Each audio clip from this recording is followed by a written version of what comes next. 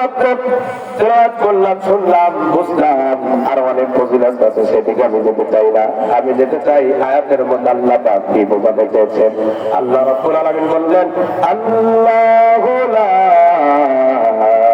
ইলাহা ইল্লাহু। আল্লাহু আকবার। আল্লাহ বলেন যিনি ছাড়া কোনো ইলাহ নাই। আল্লাহ কে? তিনি যিনি ছাড়া কোনো ইলাহ নাই, তার উপাস্য ছাড়া আর কোনো উপাস্য নাই, তার ইবাদত ছাড়া আর কোনো ইবাদত নাই। এই আয়াতের এই অংশটুকুই যদি ব্যাখ্যা করা যায়, কোনটার পর কোনটা চলে যাবে, আয়াতের ব্যাখ্যা শেষ হবে না।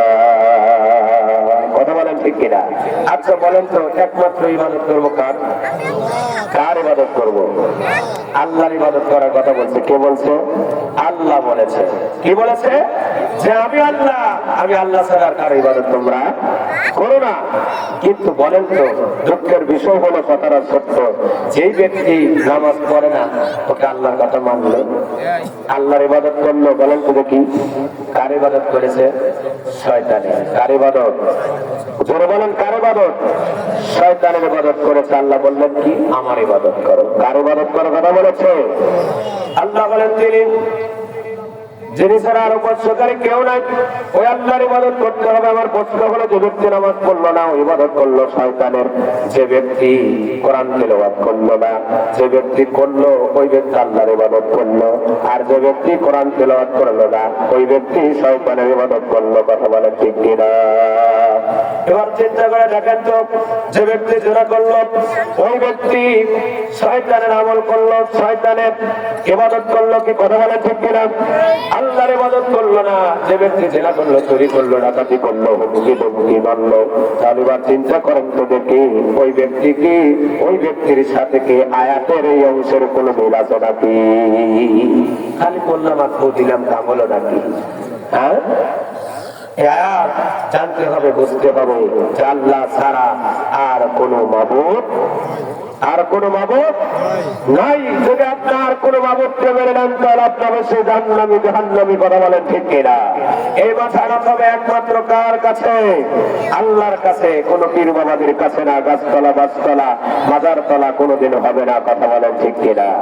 এই আয়াতের অংশটা এটাই প্রমাণ করে দেয়, মাথা যদি মানুষের যদি নত হয়, একমাত্র আমার কাছেই হবে, দ্বিতীয় আর কোন ইলার কাছে হবে না। কথা বলেন ঠিক কিনা? যারা দেয় তারা আল্লাহর ইবাদত করে না, শিরকের মধ্যে অন্তর্ভুক্ত। কি কথা বলেন ঠিক কিনা? তাহলে আমাদের ঈমানকে শিরক থেকে মুক্ত রাখতে হবে। কি কথা বলেন আমার ভাইরা? আল্লাহ বলেছে শুধু তোমরা আমার আনুগত্য করলাম, মসজিদের মধ্যে চলবে না, বাহিরে আমার আনুগত্য করতে হবে, সমাজ আমার আনুগত্য করতে হবে, গ্রামের মধ্যে আমার আনুগত্য করতে হবে, এরপর রাষ্ট্র পর্যায়ে আমার আনুগত্য করতে হবে। যদি তা না করো, তাহলে তোমরা আমার ইবাদত করতে পারলে না। আল্লাহ পাক বললেন, ইয়া আইয়ুহাল্লাযীনা আমানু আতিউল্লাহা ওয়া আতিউর রাসূল। আল্লাহু আকবার।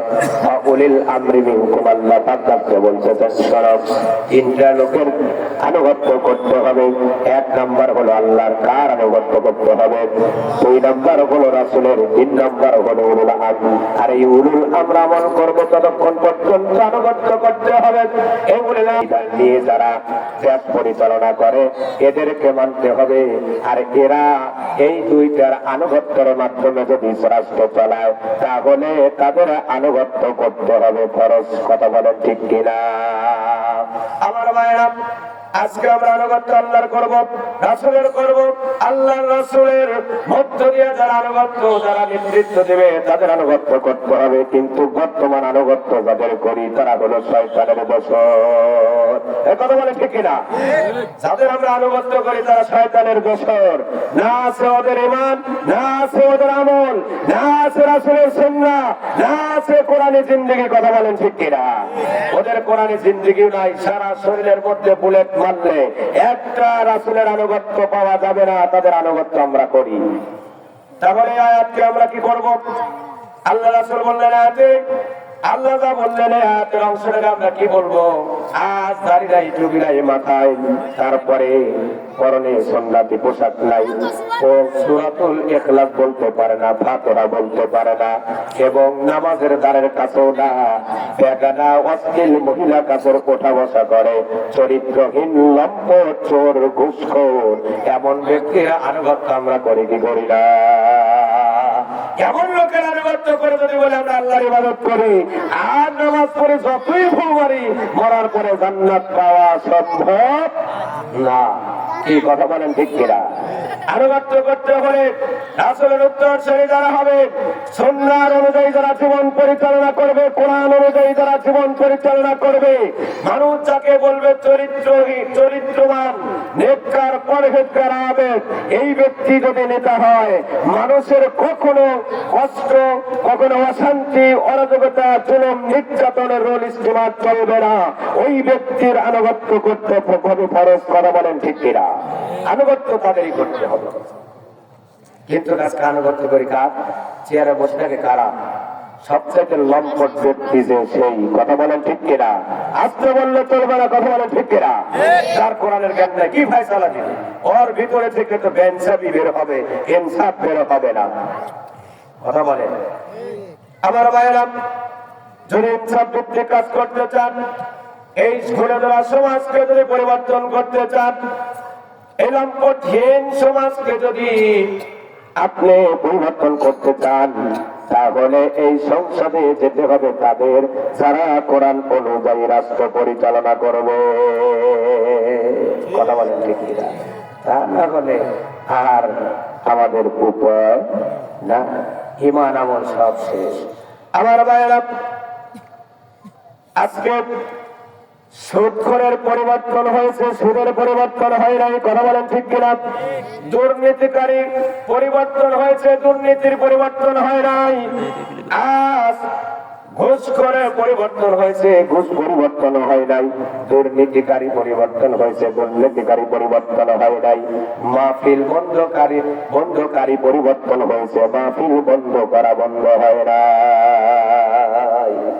আগে চাঁদা তুলছো মিন্টু, এখন তোলে চিন্টু। কথা বলেন ঠিক কিনা? তাহলে রাষ্ট্র কিভাবে পরিচালনা করবেন? কাদের আপনারা ক্ষমতায় সমর্থন করতে চান? ক্ষমতায় সমর্থন করতে হলে একজন কোরআনের রাহবার যারা হবে, রাসূলের সুন্নাহর রাহবার যারা হবে, তাদেরকে সংসদে বসাতে হবে। চুরি চোর দ্বারা চুরি কখনো বন্ধ করা সম্ভব না, ঘুষখোর দ্বারা ঘুষ বন্ধ করা সম্ভব না, ডাকাত দ্বারা ডাকাত বন্ধ করা সম্ভব না। কথা বলেন ঠিক কিনা? এগুলো সব কিছু বন্ধ করতে হলে একমাত্র আলেম ওলামা ছাড়া পারবে না। কথা বলেন ঠিক কিনা? আমার ভাইরা, আমার বন্ধুগণ, আমার আল্লাহ পাক আপনি বলতেছেন আল্লাহ হাইয়ুল কাইয়্যুম। আল্লাহু আকবার।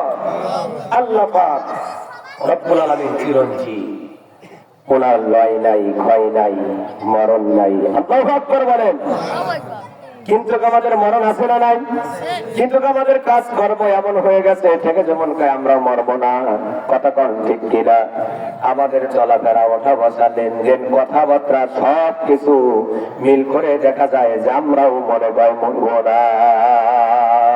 আমার ভাইয়ের আজকে যদি মরণের মত এ মানুষের ভিতরে থাকতো, মানুষের ভিতরে যদি মরণের বিন্দু